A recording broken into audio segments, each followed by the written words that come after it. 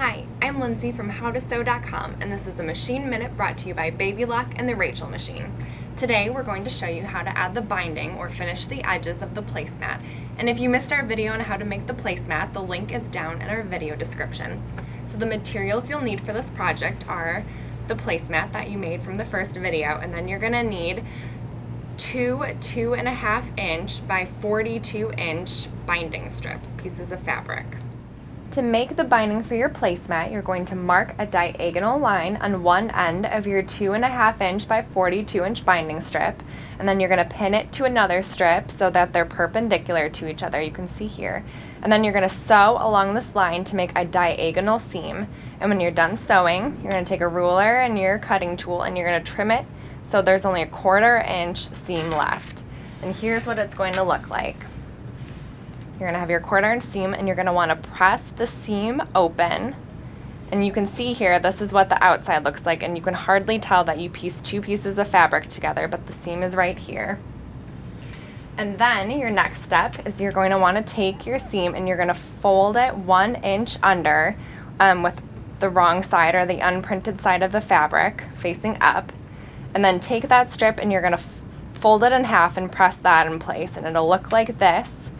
And you can see you have that folded under 1 inch at the top.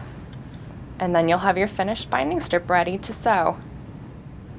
So you're going to place your binding strip against the right side of the placemat top along one edge, and you're going to have the raw edges, so the unfolded sides facing the edge. And then you have the end that you folded under 1 inch on top.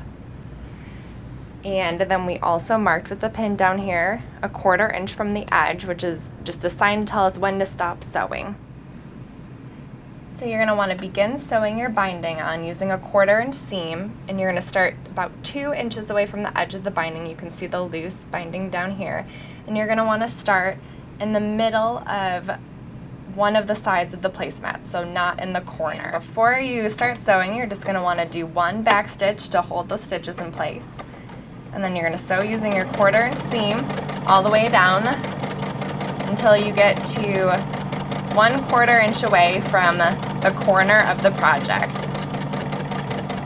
which is where we marked with the pin. When you get to the edge, you're going to want to back stitch again. You're going to raise your presser foot and your needle, and you're going to cut the threads off. When you get to the corner, you just want to fold your binding strip up so that the corners align, and use your finger to hold it in place, and then pull the binding down so that the top edges align and then your side edges align all the way down. And then you can pin it in place if you need to. If not, just start sewing. Start sewing right from the top, same as before, using a 1/4 inch seam. And you're just going to go all the way down that long edge until you get to the corner again, and do that same diagonal fold on the corner, and do that on all 4 sides and all 4 corners. So when you start nearing where you first started, you're going to want to stop a few inches away and keep the needle down, and then trim the longer strip, the excess, so you have maybe 1 inch, 1.5 inches that overlaps with your first strip. After you cut off the excess binding, you want to tuck the strip you're sewing on into the first strip that you were adding. So it just tucks in that little fold you have, and make sure it's all lined up.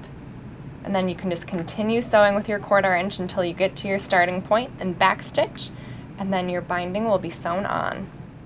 When you're done sewing the binding on all 4 sides of your placemat, you want to trim any excess batting or backing fabric that you have. And then you're going to flip it over, and you can see what happens. You get a nice mitered corner on the edges, and then you're going to press everything over to the back side, and when you get all 4 sides, you're going to just press in place to hold it down, and to finish it, you're going to hand stitch the binding to the back. You have this super fun quilted placemat that's finished. It'll look great on your table, and it looks professional.